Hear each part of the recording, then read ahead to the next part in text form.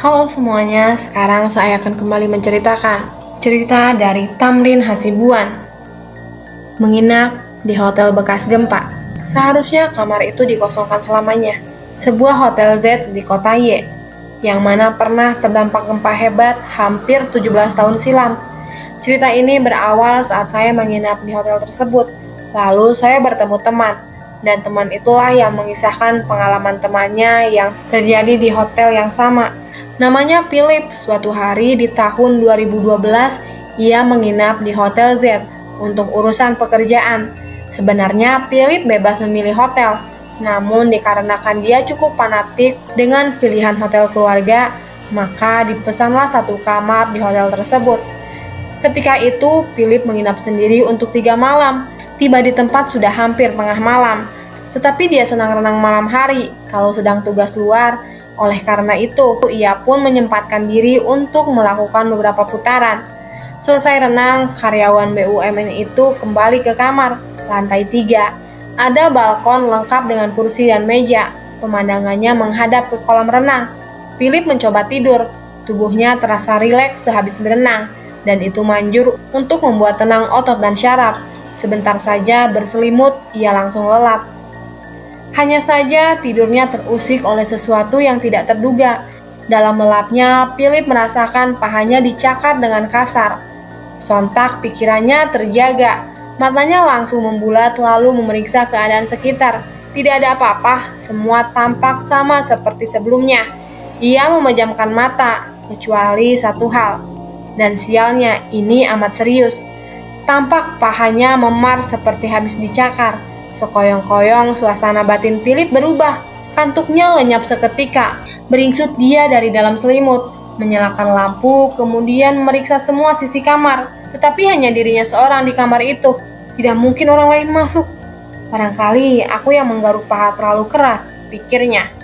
Philip mencoba memejamkan matanya lagi, hingga ia benar-benar lelap. Sayangnya tidak lama, untuk kali kedua dirinya kembali merasa terusik. Malah yang lebih parah, antara sadar dan lelap, ia menyadari seperti ada kulit orang lain menyentuh kakinya, hangat. Dan setelah itu ia jadi tersadar sesadar-sadarnya, lantaran tubuhnya terseret begitu saja, hampir pula badannya terguling di lantai. Kemudian ia mengerti bahwa sebetulnya tidak ada yang menyeret kakinya, namun ada yang menarik spray dengan luar biasa kuat sampai tubuh pria itu bergeser. Ada jinkah di kamar ini? Demikian curiga Philip. Sekilas ia pertimbangkan untuk meminta pindah kamar. Akan tetapi saat itu sudah pukul 2 lewat. Pindah kamar hanya buang-buang waktu. Sedangkan 2 jam lagi ia akan bangun untuk mengerjakan subuh.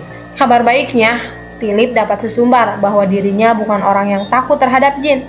Kepercayaannya tentang adanya makhluk gaib tidak membuatnya jadi gentar. Baginya jin dan manusia cuma berbeda unsur penciptaan dan dimensi. Selebihnya sama saja. Menarik dilihat dari bagaimana Philip akan bersikap jika ia diganggu lebih jauh. 2 jam cepat terlewati, lelaki itu kembali terbangun karena amat gesit refleksnya terhadap waktu subuh.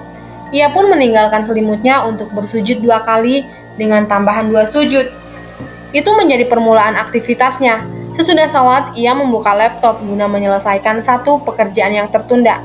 Cepatnya waktu makin tidak terkira. Tahu-tahu langit sudah terang. Dan kesibukan demi kesibukan menuntutnya hingga gelap mengganti terang. Sampai di hotel belum terlalu lama, sebetulnya ada rekannya yang menawarkan hiburan malam itu. Namun Philip tidak suka mencari hiburan di luar. Lagi pula hiburan dalam konteks kolegal terkadang mengusik pandangan moralnya. Sementara dia sendiri menganggap sudah punya liburan yang paling menyenangkan, tidak lain yaitu Salma, gadis yang dikawininya 3 tahun lalu, dan selalu saja membuat Philip ingin cepat-cepat pulang tiap kali berjauhan. Maka setibanya dia di kamar, ia menelpon Salma sebelum mengerjakan yang lain. Panggilan itu pun segera terjawab.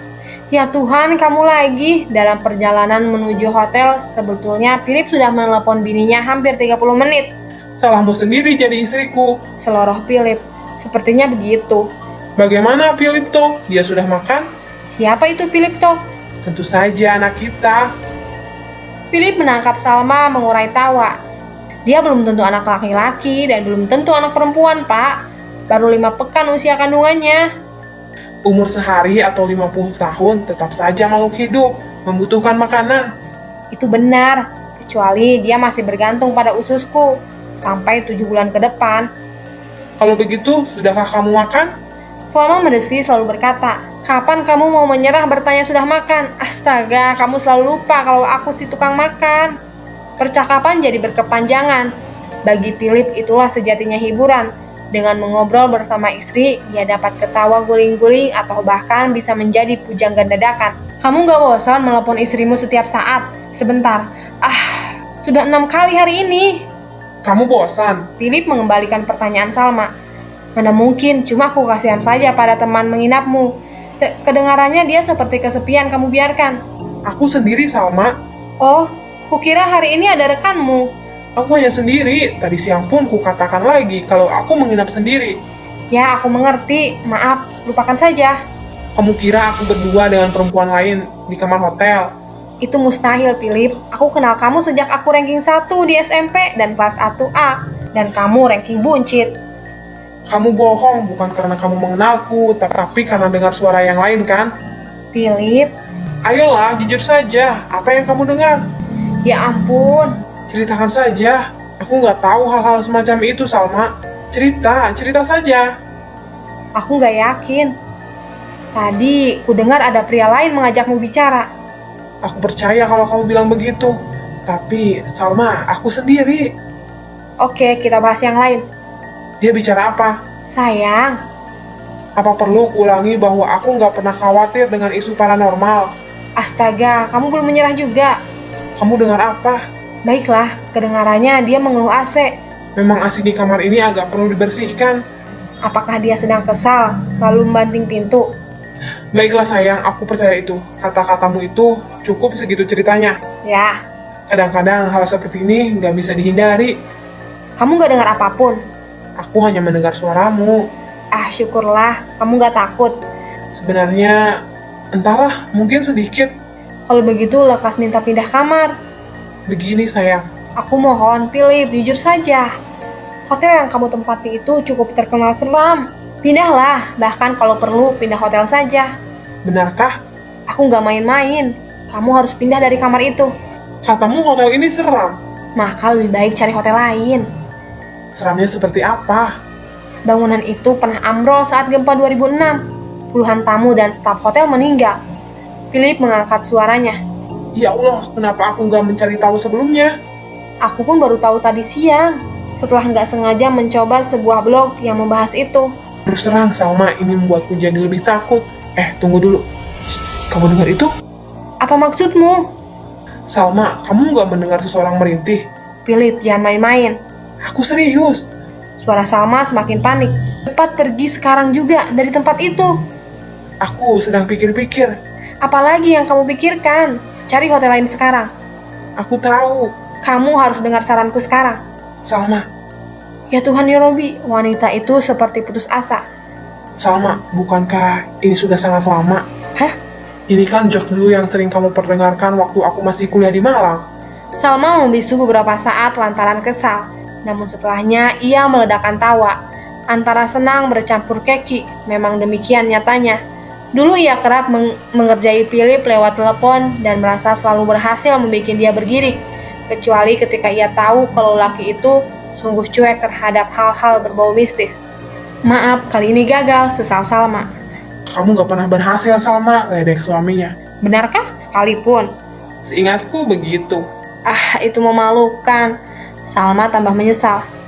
Kamu bisa mencobanya lain waktu. Philip menyemangati. Kamu bisa mencobanya lain waktu. Kalau begitu, beri aku bocoran tentang hal yang kamu takutkan. Aku takut setiap kali mesti jauh darimu. Philip mencoba merayu. Aku takut setiap kali mesti jauh darimu.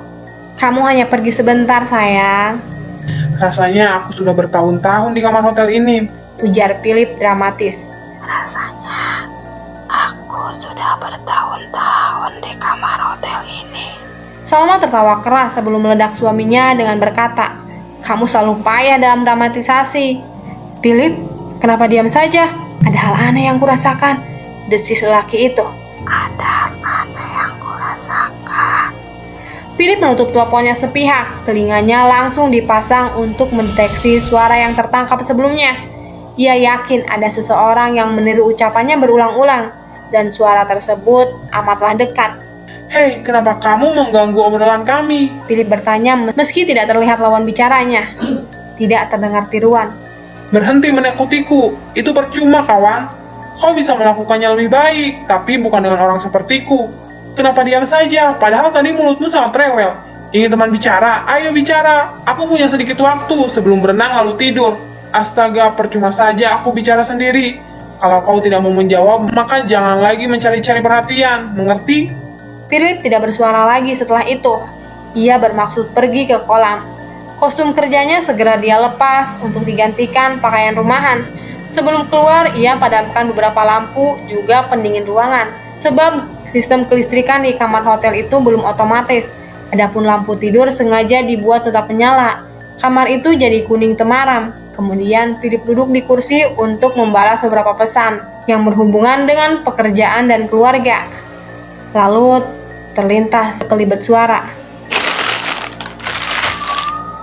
Refleks laki itu memalingkan pandangan. Di seberang kursinya persis di situ, gorden kamar tersingkap sendiri, sehingga pemandangan luar tampak lebar. Bukan pula angin yang menggesernya. Philip sadar bahwa makhluk halus sedang mengganggunya lagi.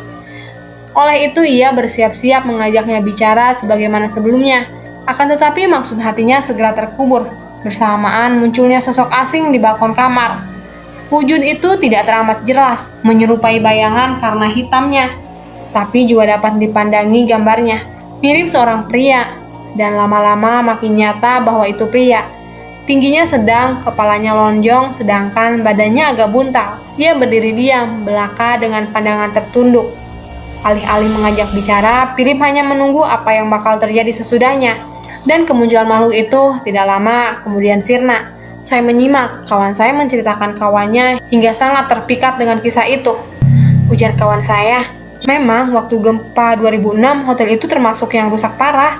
Pokoknya mulai dari selurusan Ambarukmo sampai Klaten, itu bukan main hancur. Kampus UIN, ya jangan ditanya, apalagi ke arah selatan. Nah, di hotel itu memang ada yang meninggal. Tapi sebenarnya, kata cerita temanku yang jadi romboy di sana, orang itu meninggal bunuh diri. Lompat. Konyol kan? Loh, bukannya tertimpa puing? Bukan. Pokoknya mirip-mirip pramugari Garuda yang terjun di Bengawan itulah. Kisah itu masih disambung, mesti saya kira sebentar lagi akan tiba di ujung. Lebat hujan mengenangi jalan Sangaji. Kedai kopi yang saya singgahi malam itu semarak oleh muda-mudi dengan keriangannya sendiri. Terus bagaimana nasib temanmu setelah itu? Saya penasaran. Dia minta pindah kamar lagi sambil marah-marah gak karuan. Untungnya sudah ada kamar kosong. Apalagi si Philip itu. Haha. Kamu pernah ketemu dia sekali kan? Dia di rumahnya sendiri saja. Dia bisa ketakutan setengah mati kalau ditinggal istrinya pergi. Keberanian Philip yang tidak tanggung-tanggung tentunya cuma ada dalam khayalannya saja. Sebelum dini hari saya berpisah dari kawan, di dalam taksi terkilaslah cerita hotel tersebut. Sementara itu menjadi tujuan saya. Kejadiannya itu di lantai 3, ujar kawan saya. Tak luput ia sebutkan nomor kamarnya. Nomor yang sama persis dengan kamar yang saya tempati sejak kemarin sore.